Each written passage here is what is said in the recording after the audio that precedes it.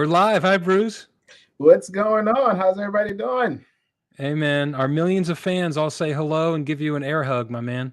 Uh, Glad to Thanks for hear coming that. on. We're live, and thanks for joining. We also have Evelyn Barnes Willingham from Alabama, and she is calling in via audio or video. We'll figure that out. Um, Today, I'm Adam. I am every day, but I'm Adam Zimbrewski with Hospiamo. I hope I will be tomorrow. Um, and my brother Matt Zimbrowski probably can't be here with us for this hour. He had something come up, and he's with Agile Game Changers. We do this every week, Thursdays at 3.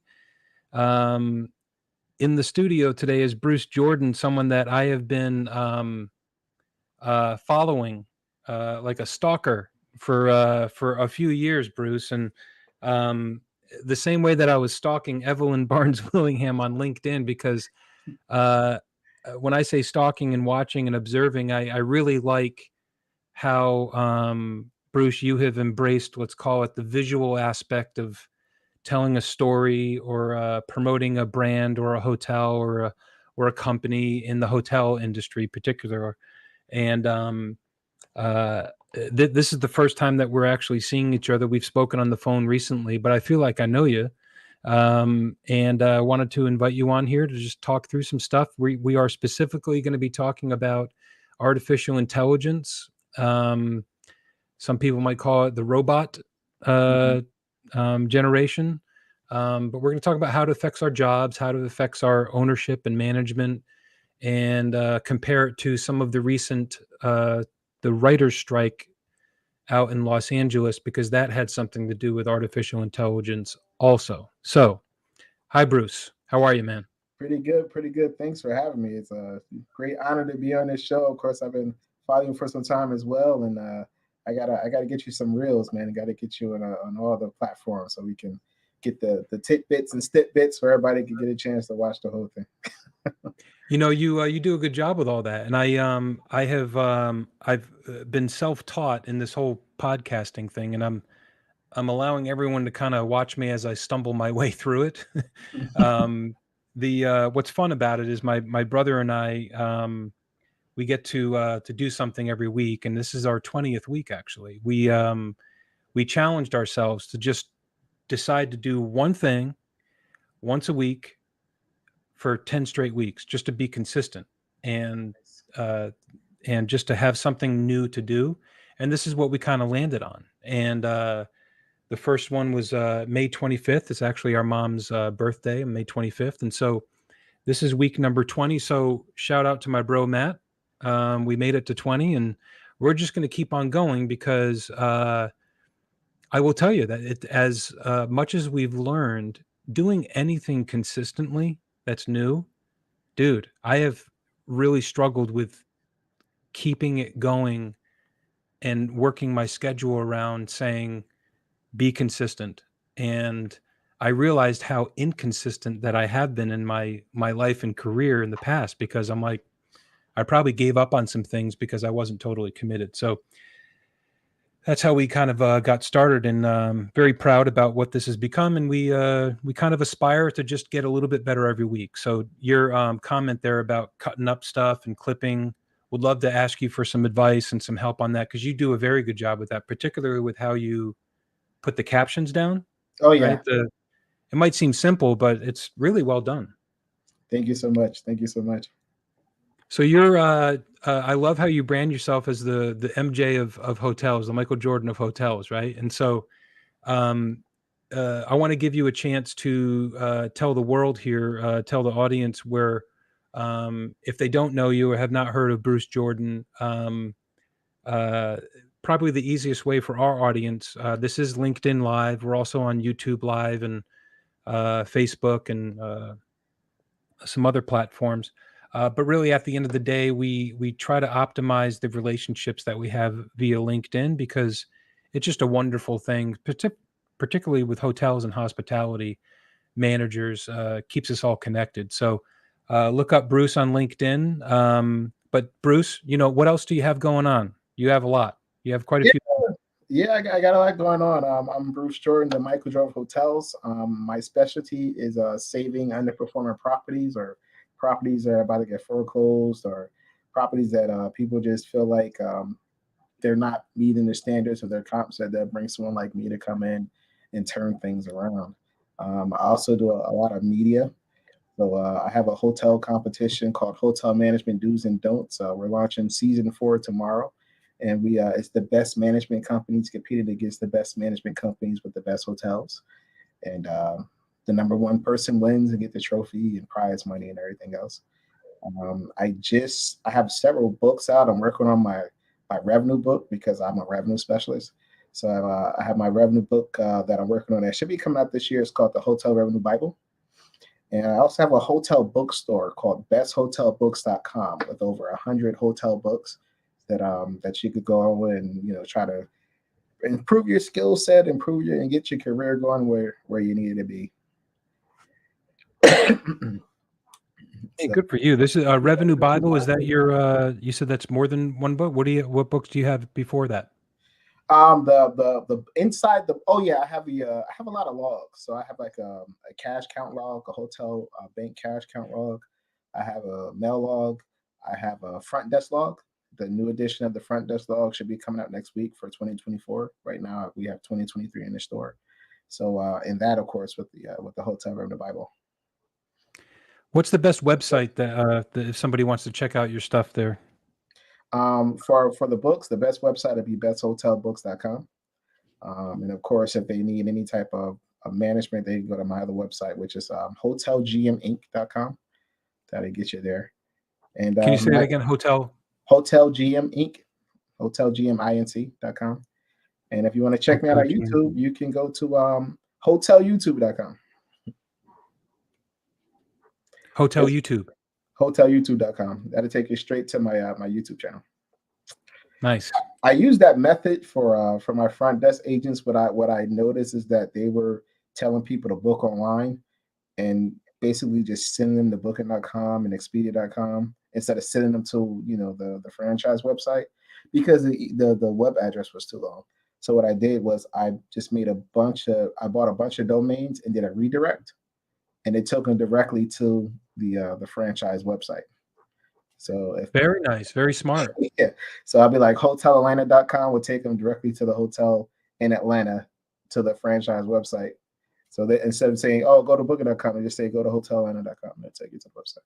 So that's where I learned that little trick from. Very cool. It's a good trick too. It probably makes you a few cents on the dollar, right? I mean, it's a bit of a revenue producing at all. It's revenue producing cost saving because these OTAs they charge like 15-20%. So every time they Mhm. say hotelatlanta.com, I say 15-20%. There you go. There you go. Yep. Yeah. Nice. Yeah, that's huge. It's a very smart way to do that. And when the OTAs, for those listening, if you're not sure what an OTA is, it's an online travel agency like Expedia.com or Mhm. Hotels.com or I don't know those other ones that we don't always refer on here.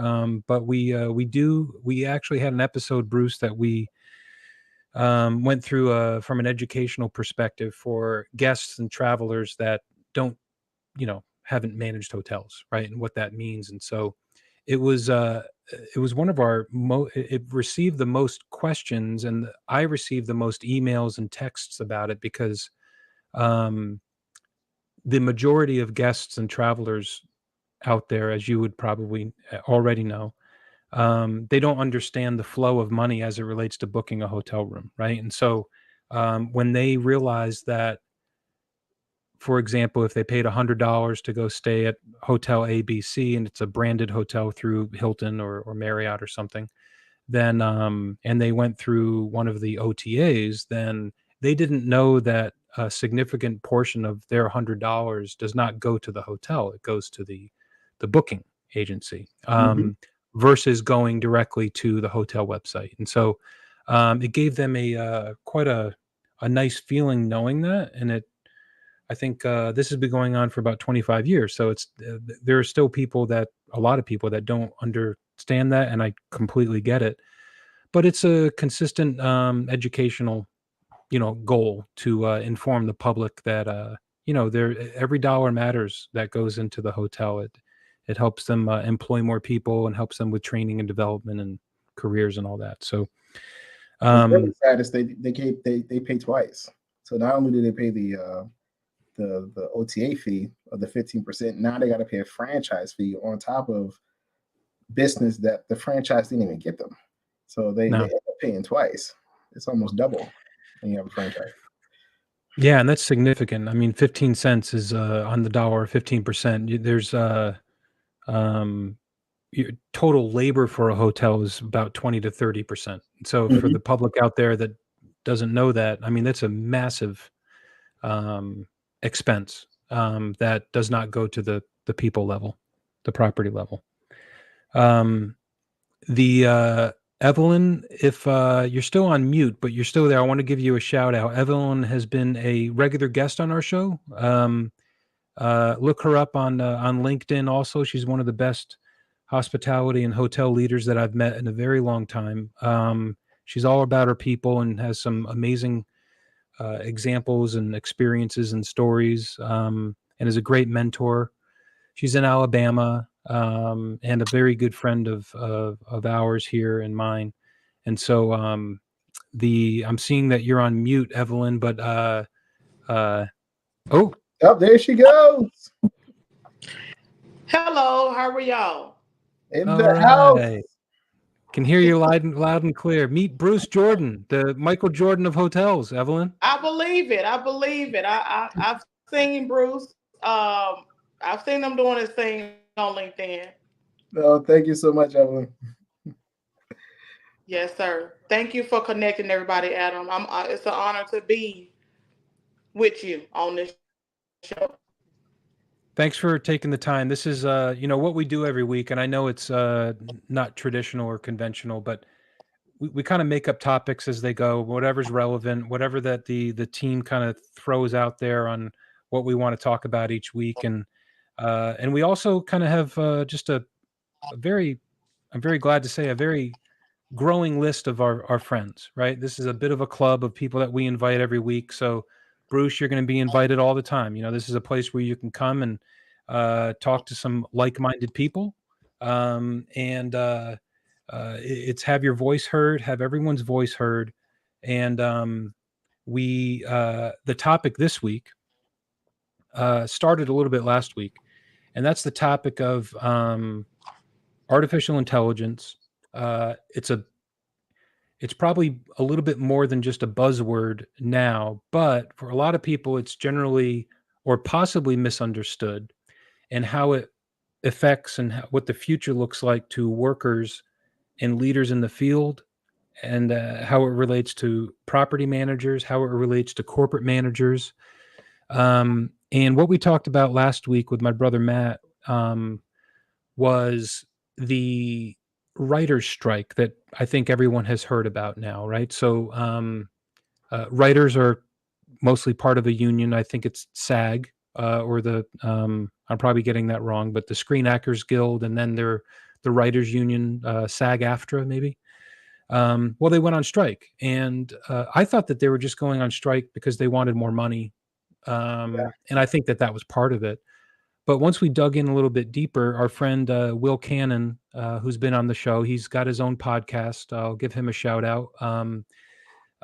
Called Killer Heart to Hearts. If anyone's interested in some awesome true crime podcast, they're in season number 4 right now. So please go visit Killer Heart to Hearts. They're on like every platform plus every other platform times a million. So you'll find it. And it's Will Cannon and Elise Budell. So give them a shout. So I was Will is an actor, has been an actor, and he's been in the world of Hollywood for really since college for many years. And so he was making some comments about, and he turned me on to the fact that the writers were, on strike. And I think he was the one that told me, but I found a speech by it was Martin Sheen and somebody else, some very popular actors. And the topic was artificial intelligence. And now I'm going to interpret what I learned. And so what I learned was that they were striking because they were concerned that their jobs were being given away to artificial intelligence. Now, what might that mean? So, what I interpret that to mean is there is a site that has grown quite a lot. It's called Chat GPT, and I'll even bring it up, on here to share the screen.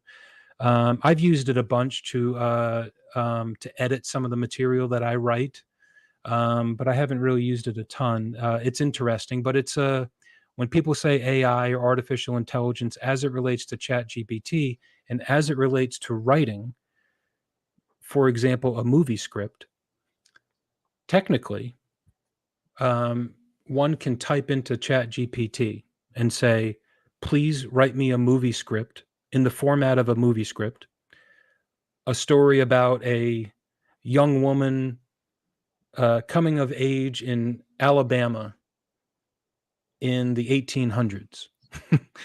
And her family of five, and you just write in a few names, and it will come back with a movie script about that. Now, is it properly written? I don't know. I don't know anything, but it technically does come back within seconds a movie script. And you can also type in related to the hotel industry, write me a training on proper alcohol service. And it'll write your training about proper alcohol service in hotels. And whether or not it's good, whether or not you could use it, it probably needs a bunch of editing, but that is what's happening, right? And so I wanted to ask Bruce and Evelyn about, particularly, let's talk, because you mentioned that, Bruce, let's talk about revenue management for a moment, because when I think about automatic or automation in hotels, a lot of it has to do with the growth of what has become more automatic related to predicting rates, changing rates, what they should be next weekend, what they should be next year based on supply and demand. That seems like something that artificial intelligence could impact. I don't know how. Potentially, as a revenue manager, part of the title here is, do we have fear or optimism about these changing situations with artificial intelligence? And so, do you address this with fear or optimism related to revenue management? I address it with fear because I've seen what some of these systems have done when it came to AI and revenue management and setting rates. I have yet found the system that can beat me. So that'll be a great challenge if anyone has one of these systems out there and they want to try it out on the pros. Hit me up.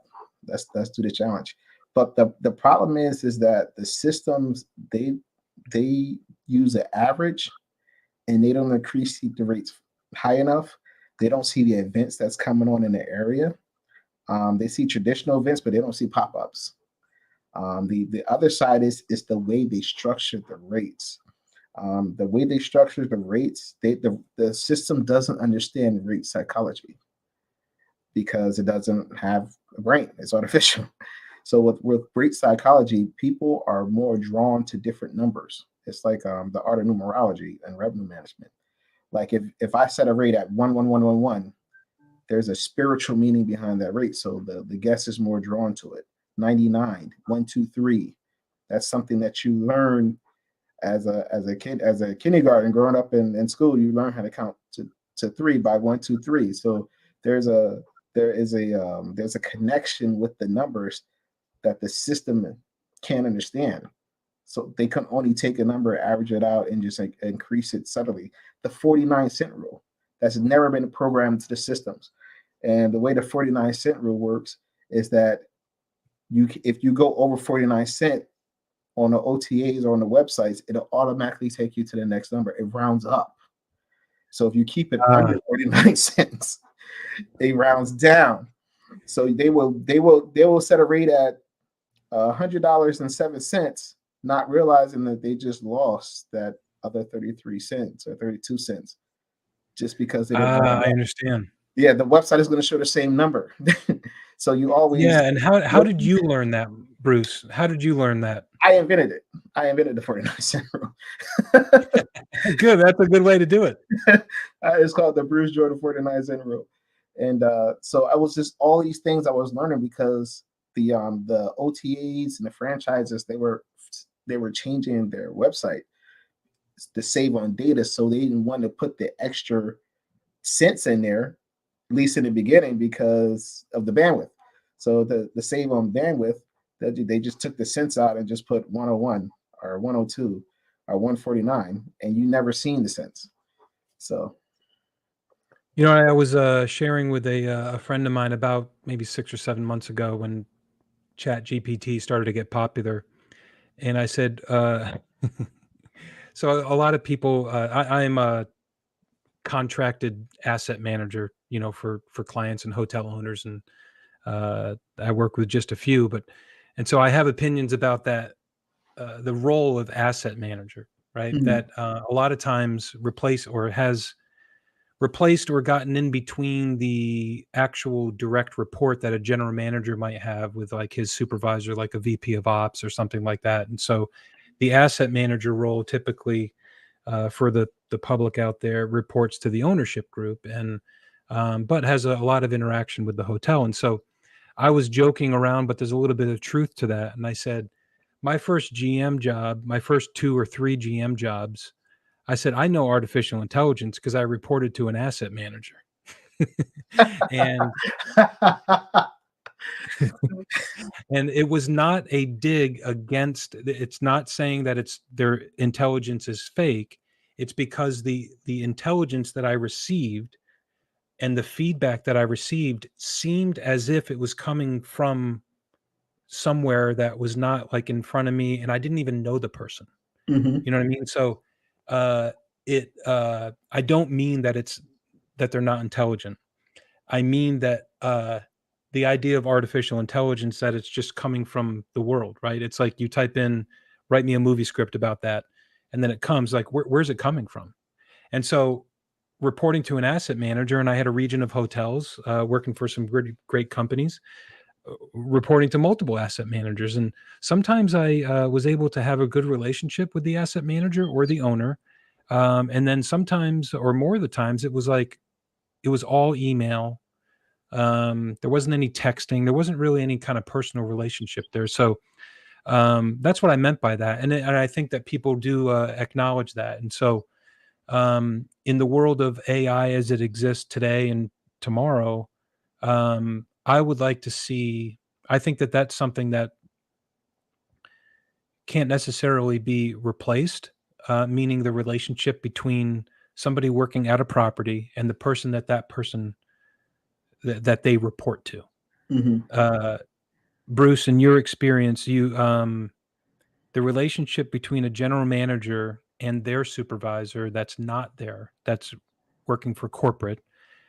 You have a situation right now where you're in Florida, but you're managing a hotel that's in a different state, right? So, um, if there was an artificial intelligence system, call it a revenue management system, that was telling that GM uh, what to set their rates at, or to whether it be to lower or higher or whatever supply and demand, and it removed you or someone that they were reporting to in the process, I would imagine that that would create chaos.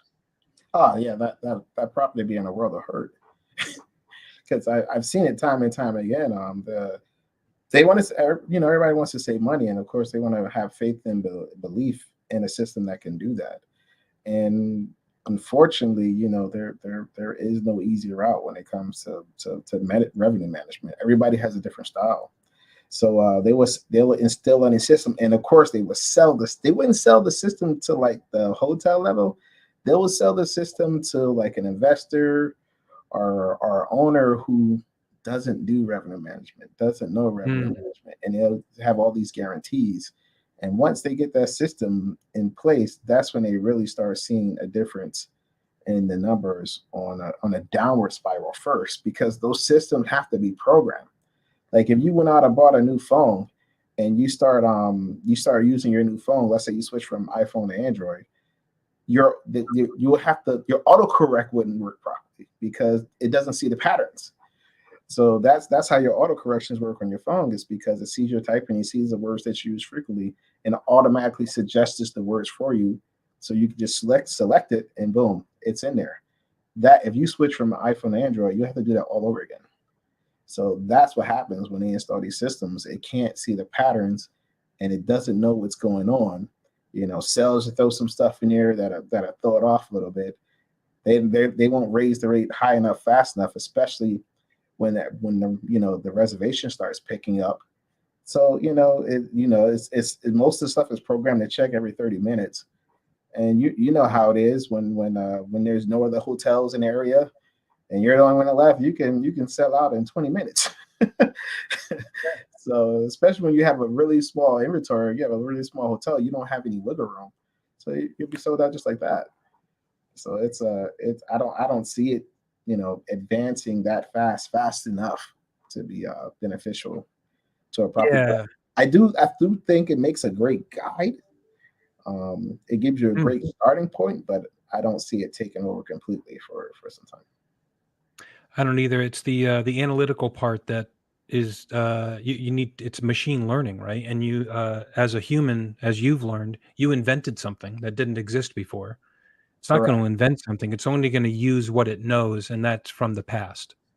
Correct. So I think strategically, I am, maybe the word's not fearful. I'm a little bit fearful of one thing, I'll just say it. It's sexy. Yeah. Artificial intelligence is sexy and it's different and it's new. And so owners, a lot of the times, we'll call them owners or real estate investors, they do want to go with what's sexy. And Mhm. the idea of paying a human to do all the revenue management for a relatively small fee, maybe with some incentives, it's not as sexy as you know uh, living in the intersection of artificial intelligence and real intelligence, or whatever the new buzzword might be. So that is uh, something that I'm fearful from, speaking for an ownership perspective of. And it's a warning. I will say it's a warning to owners and people that think in those ways.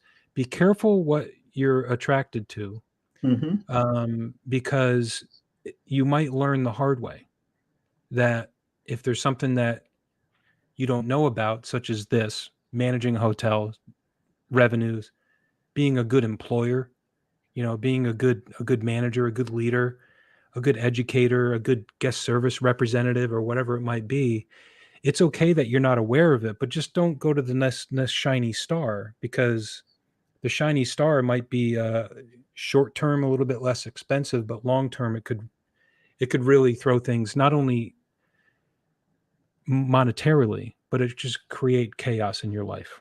Oh, And yeah, yeah. you Because I, think that I had that's plenty of late night calls. I had somebody install the system. Never heard of it. They installed the system. It was chaos. It was complete yeah, chaos. When you did a room move, it left the room open. Like each room was sold separately. The people that the owners didn't know anything about hotels. They were just investors that got suckered into a hotel that they should have never been in. And mm, they didn't consult with anybody because they're in their mind they're businessmen and they're great businessmen because they have more money than 90% of the population. Being a great businessman doesn't mean you can do oil changes. Right? There's people that have real. expertise that you do not have, and they didn't bring a consultant because they're geniuses, of course. And Hmm. they got their butt handed to them. They did, and plus, if you're a car owner and you don't know that great businessman that's brilliant, that's never done the oil change before, that's scary. Yeah. And like, oh, sure, you're a smart person. You seem to be very successful. Go ahead and change my oil. You won't be driving out of the garage. Exactly. Yeah, Even if you are that good, let's say you're just naturally skilled, you're never going to be good enough to beat the people that do this day in and day out. Like they yeah, do this. I can do my own oil change, but the person that does this 30 times a day, they're going to do it 10 times faster than me. It's just a given. And it's the relationship. It's the value of a relationship that you can have for an extended period, that you grow to trust in both ways, right? And so if you're a human, you're looking around the corner for things that might be coming up that businessman might not be aware of, because you're engaged. Mm-hmm. There's no artificial intelligence that's going to see around that corner, right? Exactly. I mean, there's just it comes with life experience. So I wanted to shift it over. Let me see if I can hear Evelyn. Evelyn, I popped you back into the studio. If you I'm here. There you are. There you go. Hey, do you have any thoughts on do you have any experience with like Chat GPT or artificial intelligence or anything like that? Well, to talk about the revenue management piece you were just speaking on, you and Bruce, it's almost that now. When you got Grow having floors, specific floors and different areas, you got 1 yield, 2 with hurdles. It's kind of being controlled already by artificial intelligence. So, Yeah. I think we just have that person now that I think I lost y'all. I think we just have that person now that's deep, giving us a deeper dive into it, but it's kind of being controlled by artificial intelligence already. What do y'all think about that?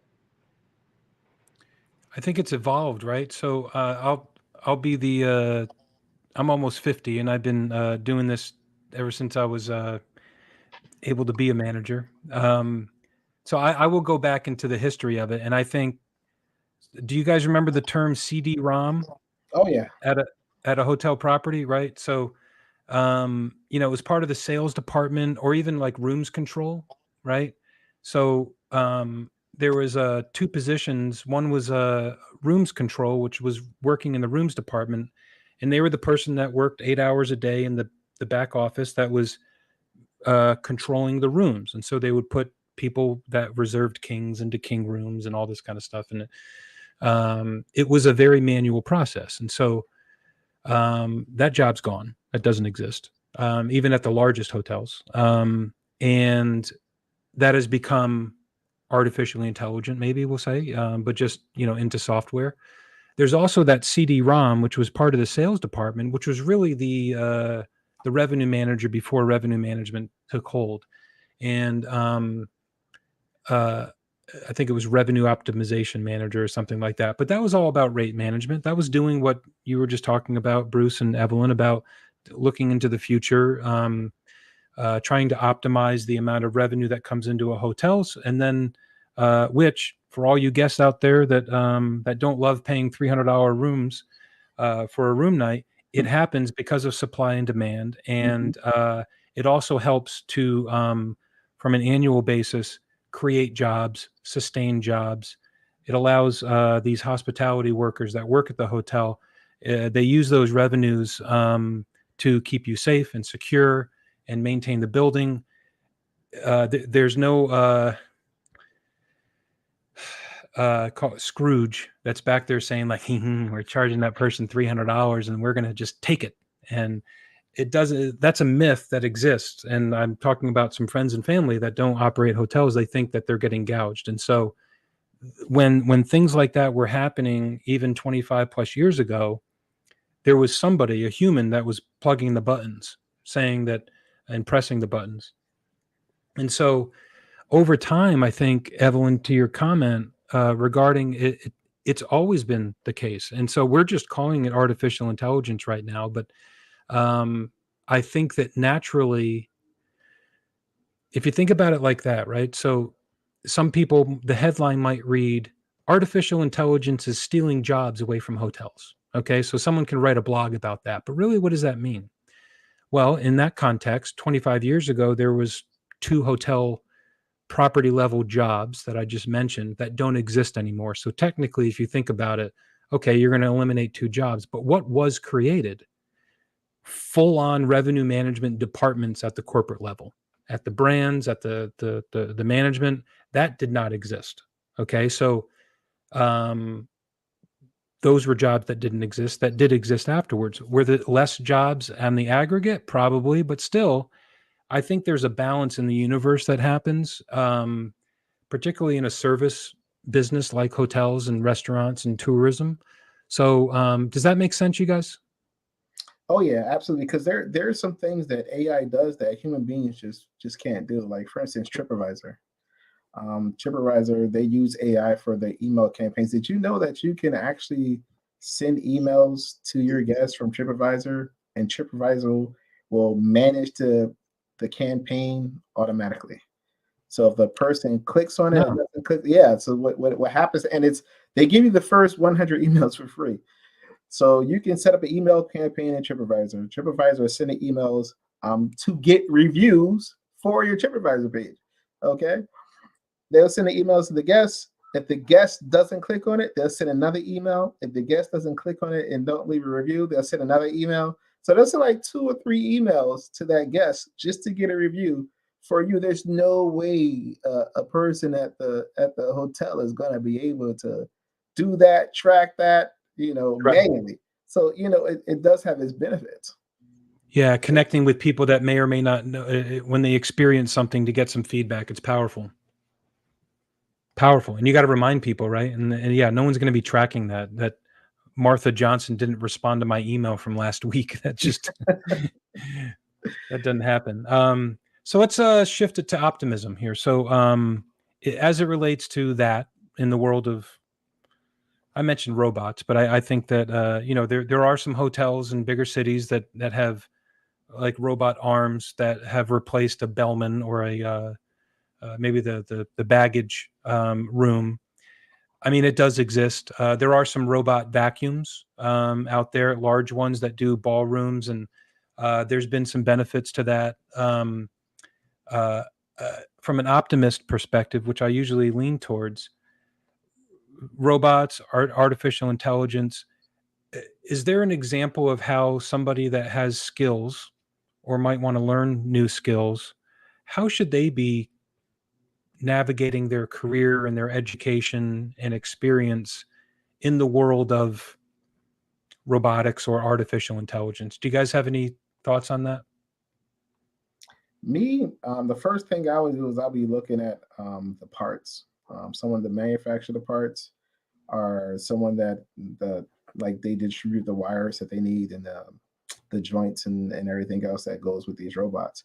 Because yeah, these robots they're going to be great. They're going to be able to do a lot of things, but the number one thing that they fail to think about when they're actually making these robots is who's going to be able to afford to buy them. Because even let's say a labor worker cost them $30,000 a year. That robot when it first come out is probably going to be 250,000 dollars. So the person is going to be like, okay, I don't have $250,000. Even if this thing pays itself off in 10 years, I can't afford the capital to risk that right now. So until it comes down in price, I just don't see it. But the main thing is the one that actually programs the robots, and of course the parts. Those are the two areas that I'll be looking into to try to capitalize on. It's the the, the idea of data, right? And data and information and the things that robots can do efficiently that humans can't. So here's an example from what I've heard about some of these. One of the, I guess, robot vacuums. One that really touched my heart was the fact that if you have a robot vacuum that is vacuuming the floor, then of course a housekeeper is going to have to manually do that less, which easily equates into less injuries and less insurance costs and people going to the hospital with back problems and arm problems. And I think that's wonderful. Now, one thing that one of the robots, I don't know if it still exists, um, but it had a moisture sensor on it. So as it was running through the room vacuuming, it was sensing moisture and it was also sensing the indentation of the carpet. And so what they would be able to do, so think about that. If you have a vacuum that's a robot vacuum that's sensing all of that for an entire year, you're going to be able to know where water was spilled. Mhm. You're going to be able to know where, I know this might freak out guests a little bit, but you'll be able to know their track, where they're walking. And if you know, and you're going to be able to know where they're putting their bag when they first walk into the room. All of that matters. All of that matters. And as it relates to, think about it from like designing a room, and to the designing the room of the next 20 years, to what might it look like in space if we're going to do space and tourism, which sounds weird, but there's going to be hotel rooms in space, somewhere Mhm. in orbit, or whether it be Mars or the moon or wherever. It's going to happen. It's tourism, right? And so it's already happening, right? So it's just like you said, extremely expensive. So therefore, it's going to take a little while. So um, that's the optimist in me, because I think if we're starting to think about that, and we are going to be able to use data as a way to better serve our guests and to understand them more about what they're doing and what their needs are, I think that's fascinating, because we are only human. We can only talk to a certain amount of people, and we can only take in so much information and data. And so if that data was collected in a way and it was used for the general good, I think that's a pretty cool thing. Absolutely. Absolutely. I got Have a you ever? comment here from There's Jim. some robot vacuums out right now. Have you ever used any of those? I've seen it used. I've not used any myself. I've seen it used. I've seen it tested. Mhm. And there's a lot of feedback. One of the biggest pieces of feedback was the fact that a guest room is more than just carpet. Correct. We have couches and chairs and tables and things like that. And we use wands, which I think I back in my housekeeping days, I was using the wand more than I was using the actual vacuum. I love those things. And so, how's a robot vacuum going to go up into a couch and open it up, and the pull out couch, and remake the bed or whatever, you can get underneath those crevices? Yeah, that's the feedback. It's like, it's nice to do like you're not even saving that many minutes by just doing the carpet for somebody. You're saving a little bit of that arm length. So yeah, it's interesting. It's something to watch. I got a comment here from Jim Willent. Jim and I worked together with BF Saul. Hey, Jim. Many years ago, BF Saul, I've mentioned here many times on this podcast on how fabulous of a company and experience that I had with BF Saul, and they took great care of me. And so, and I always promised the day that I left, I'm going to speak all the wonderfulness about BF Saul, because I love them so much. That's where I met Jim Willent. All right. So his comment is, back in the day, I remember using Lotus 123 to create a calendar to indicate rates for my revenue management meeting with our rooms executive and GM. Very unsophisticated for sure, but all we knew 30 years ago. We do need to be careful though on relying too much on technology and AI. Thanks, Jim, man. Good to see you on here, and appreciate that. Thanks. See, that's an interesting comment. Yeah, Lotus 123. So Yeah, essentially the predecessor to Excel, right? pretty much. Excel just stole it. Like, okay, this is ours now. Yep. It's yeah, and I mean, a lot of companies still do it, but they rely on Excel spreadsheets, Hmm. to do anything from revenue management to P&L management and expense management, and that's okay too. They might use QuickBooks. All that is very manual, and I will comment Surprisingly on this. not. So, I'm not sure if you probably haven't used QuickBooks in a while. QuickBooks allows you to create rules now. And with those rules, ah, it sees a name or it sees an amount, and it automatically assigns the expense as you import it through the bank. So instead of you having to aha. go manually one by one, it automatically kicks in the rule, and all you have to do is alter the rule and then say accept, and it automatically goes to the expense. We Yeah. should have another session here just on that, just on the hotel P&L, because I have ripped through many in my life, and as you have too, and as Evelyn has. And I also, in my life now, I look at a lot of hotels that in order to acquire or evaluate for purchase, or to convert and whatever that might be. And so the P&Ls are all over the place. And I just noticed. So in the past, the QuickBooks P&L was very obvious to see. And it added a lot of work for me to look at it and read it and then reallocate some of those and to understand really the flow of all the margins and things like that, right? But now I just saw that. I'm glad that you mentioned that. It was just a couple weeks ago where I saw a P&L and I was like, I mean, I know all the systems, right? And I can identify if it's Profit Sort or whoever, um, different M3. accounting systems. But I always know it's QuickBooks because I know it's going to take me more time on my side to learn it. But I saw a different one that I hadn't recognized, and they said, "Oh, that's just QuickBooks." I was like, "No, it's not." They're allocating now. They're maybe that's an optimism thing for AI. Yeah, Chalk up the point there for that. Good. Okay. it cuts the time down in half. That's for sure. So I wanted to see if I wanted to ask about the button pushing that we were talking about specifically as it relates to the human part of technology and making decisions. So, Evelyn, can I ask you? You have multiple properties that you've been working at recently, but in general, and we don't have to name any names or anything like that, but as far as it looks like looking out, say 6 months from now, when you have your revenue management meetings, is it you, the general manager, that's responsible for making decisions, or are you using information from other people? How does that usually work? So I'm a different type of person. So I'm not the I quiet know that. So I'm not the quiet GM on the call. Because top line affects my bottom line. So I'm That's very, right. very involved in my revenue strategies. I've been blessed over the last 12 years. Y'all make me feel like a baby. All the stuff y'all talk, I'm like, I don't know about that one. CD-ROM, what is that? So that's why I've been over here quiet because I'm like just trying to take notes.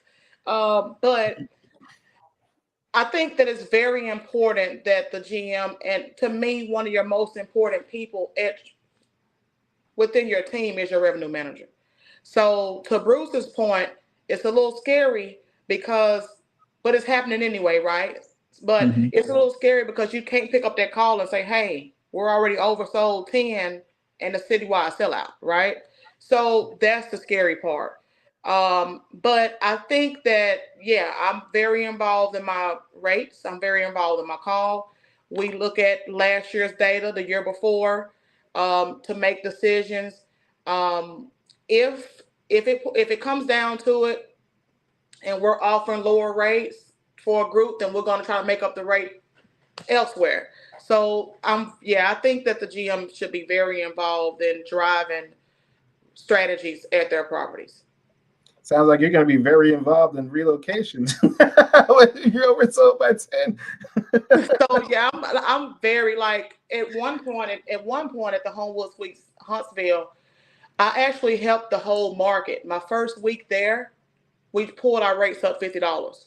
Mm-hmm. That helped per diem come up because Mm-hmm. per diem is based off of city's ADR, not the demand. Mm-hmm. So one of the owners who came over to the property and they took over used to call me Miss ADR. I would go into R&I to grow. I would go in and build rates. Revenue management is a passion of mine. I'm not a revenue manager by trade, but you ain't gonna tell me that, right? Because I can go in and set my rates, whatever I need to do.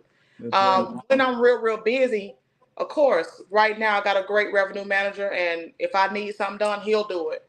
But if push come to shove, I think all general managers should know how to change their rates on property and shut their system down on property and control their property as they should, because you're the general. Mm-hmm. Yeah, that's right See, on. my style is a little different. I'm more focused on RevPAR than I am on ADR and occupancy. Like I'm usually like number one, number two in occupancy, but I need, even though it's a little bit more expensive, I need high occupancy and I need a really high RevPAR because with a failing property, you have to reestablish the reviews. The only way you can do that is with more reservations. You're right. I love that, Yeah. but we are the same, okay? Because RevPAR is the most important field on the star report. I mean, all of Sure. us go to at a glance and we go all the way down to the bottom, make sure we grew, our percent of change is right. So RevPAR is most important to most seasoned general managers, right? But I'm looking at ADR. I want to grow Mhm. my ADR. You can have the occupancy because see my ADR. I'd rather sell 100 rooms at $100 than 50 rooms. Excuse me. I'd rather sell 50 rooms at $100 than 100 rooms at $100 I because agree. that's I messing agree. up my that's messing up my cost per occupied room. I got to pay everybody out of that. So if I'd rather have an ADR of $200 than $100. So we try to make sure that we control that occupancy. If I do, honestly, right now we are number one in our comp set, and we do run perfect sales, right? The comp set is not running perfect sales, but at the Mhm. end of the day, I don't really care about. I hate to say it, a perfect sale. I want the highest ADR in the market. Sure. So I'm gonna chime in for one moment to tell 99% of our millions of fans out there about what Bruce and Evelyn are talking about. And the We're situation is just competitive. what. We're competitive. No, it's good. These guys are you guys are phenomenal experts, and I will tell you, my brother Matt is constantly reminding me to be like, "What are you talking about?"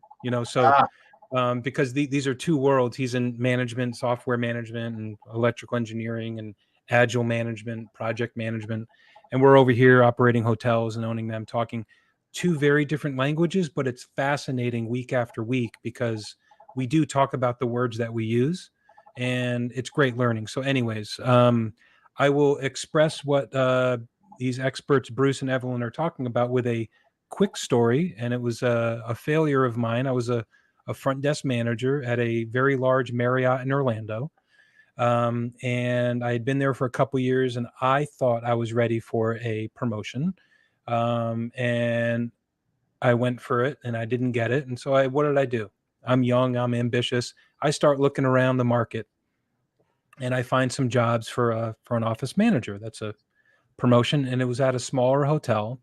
And so I did not get that job. And the person interviewing me told me why I didn't get that job, or why I didn't even move to the second interview, is because I answered this question wrong. hmm. And the question was, would you rather sell, you have a 100-room hotel.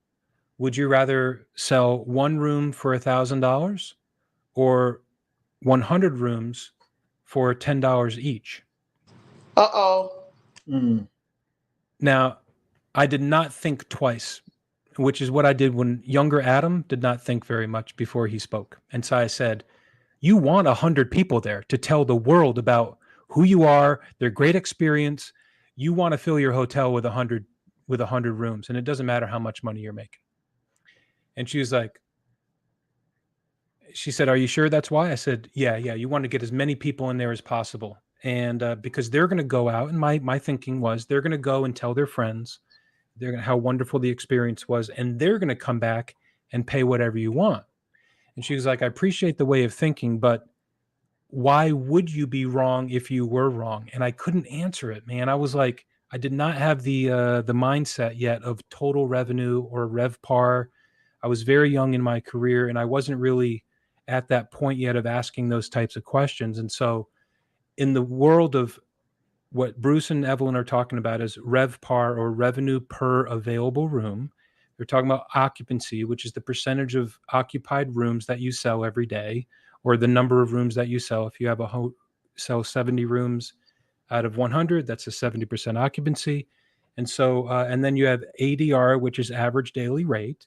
And so RevPAR is the great equalizer. It tells you how much money you're making for the available rooms, not the occupied rooms, which is what ADR is.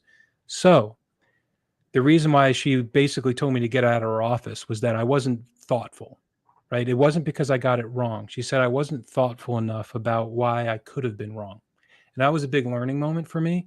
But does that speak to you guys? Have you asked people like that in the past about, is that an interviewing question that you've asked before? I've Yeah. asked it I mean, before, just don't to get me see how wrong. somebody thinks. Evelyn is completely right because her hotel is in a position to be right.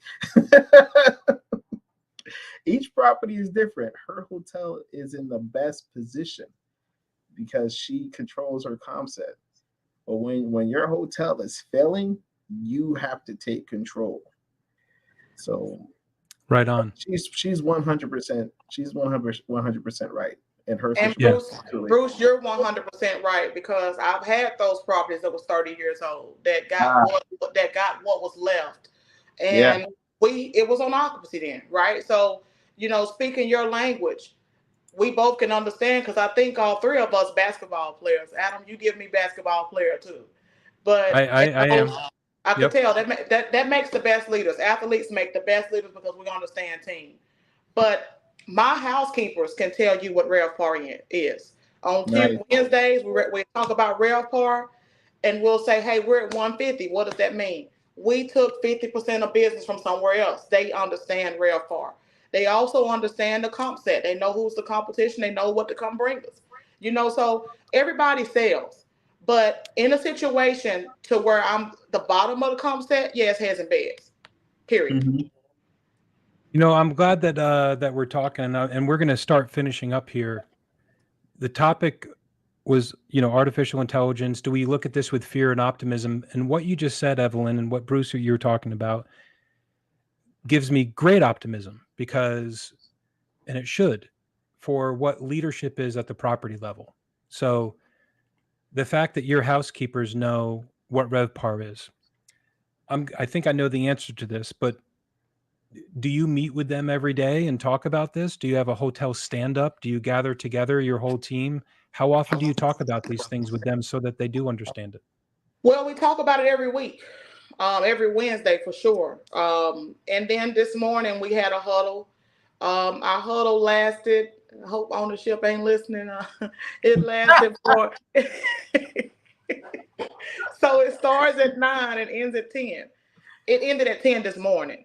On the norm, 30 minutes, 25 minutes, but we were on the subject of the top 10 traits of great employees. So we talked about 5 of yesterday and 5 today. And my executive housekeeper, she was speaking, she spoke about 35 minutes. So yeah, again, I move like I'm a coach. So this is a pep Very rally. nice. Morning huddles are pep rallies. And when you're, to Bruce's point, the comp set leader, when you got to make sure your employees are empowered and appreciated. I mean, yesterday we had lunch. Today we had dinner, lunch again. It's not Employee Appreciation Week, but we have to appreciate them every day. So Right. yeah, we meet every day at 9 o'clock. Even on my off days, huddles are being had. When we have new employees, we introduce everybody, tell something special about us. But yeah, it's all through training and learning. Yep. I got a quick question for Evelyn. Evelyn, have you ever used like one of those robots for like the vacuum the floor or sweep the floor, inside the hotel? Have you, like in the lobby or something like that? Have you ever used one of those? No, I'm a little old fashioned. It's gonna have to happen when it happened with me. I don't even have one at my house. I don't got I gotta keep my eyes on everything. So not yet. I had brought one for my wife, and it was about maybe 3 days till she was like, "Take this back." It got And you're like, I tried. Now it's back on your duties. No, I still count my money when it come out the ATM. I gotta see stuff. So when it happens, I don't have no choice. Then it happens. But no, not right. See. It's funny at home. It's a new vacuum is received in a very different way than a new vacuum at a hotel. Because if I get a new vacuum, young Adam again, here's a new vacuum. You're like, I don't care. You're going to be the one using it. What are you trying to tell me? That's right. That's right. When you get those Windsor vacuums, it's like Christmas time. When you get those coming in, like we love Windsor. Hey, so you mentioned something, Evelyn. Your top 25 characteristics of a great employee. Is that what you did? Top 10. Maybe the three of us will end the call by sharing what we think that is. So what was one of the ones that you came up with there, your team came up with? Well, hey, I don't mind giving you all 10. Just Dedication. give us one. Don't take them all. Hey, Yeah. dedication is number one. Confidence is number two. Being reliable is number three. Teamwork is number four. That's us basketball players. We don't like being, I went to a hotel one time and they said, yeah, we passed our last QA. I said, no, what I'm looking says you failed it. Well, housekeeping passed. I said, well, everybody failed. It doesn't matter if that's like if, Michael Yeah. Jordan out of hotels, right? That's If right. Michael Jordan scored 50 points, if the end score was Bulls 90, Spurs 102, they still lost the game. It That's doesn't right. Hmm. matter what Michael Jordan scored. So sometimes you got to go in and build that teamwork to let them know, hey, y'all all won. You know, basketball, when you lost, everybody ran laps. The person who scored 50 points didn't get to sit back and chill. It's a team. So number four is teamwork. Number five, independence. You got to be independent too. Number six, leadership. John Quincy Adams said, if your actions inspire others to do more, dream more, and become more, you're a leader. So we got to teach our team members the titles mean nothing, it's your actions. Number seven, interpersonal communication skills. Number eight, self awareness. Number nine, critical thinking. And number 10, integrity. Would you say everything? Integrity. Integrity. Yeah. Oh, integrity. Yeah. Oh yeah, integrity. What's that? No, I'm kidding. The one thing that I've been going back into my memory, the I don't know why the first word that came up was curiosity. Where going into my career, I used to think that somebody that I'm working with, I was very curious. But if somebody, I found them initially annoying, the ones that were asking like, "Why is this? Why is that? What can I do? What can I?" It's this curiosity that they had, and so I think that an employee that has natural curiosity about, okay, why did we set the rates at 125 versus 119? Bruce, you said, why are you using the 49 rule? What does that mean? So I would say having a great curiosity is good. Bruce, do you have one that you want to add? What do you look for in a My good? my number one is loyalty. That's Okay, then the reason why is because you'll have employees that will they come and go, but the ones that are loyal and stay is usually the ones that I reward the most. And those are you'll have people that will come in, they'll complain about this person, that person, and how they should be fired, and they're on Indeed looking for another job. Like they want you to fire someone while they looking for another job and leave, and then you be holding out that's their a hand. regular theme here. We talk about the things that we learn of what not to do, and one thing that doesn't look good is when somebody knocks somebody down and think that they look taller. There you go. There you go. That's And no they don't good. That realize doesn't that work. you can see their Indeed activity from your profile, so you can see when they're looking for another job. I laugh. I don't really. Mm. Yeah, you get used to it after a while. So that's the number one thing that I usually reward is loyalty. Well, we're going to finish up here, y'all. Thank you, Evelyn and Bruce. Man, this was awesome. This like literally warms my heart because I love the idea of people connecting that may not have otherwise connected.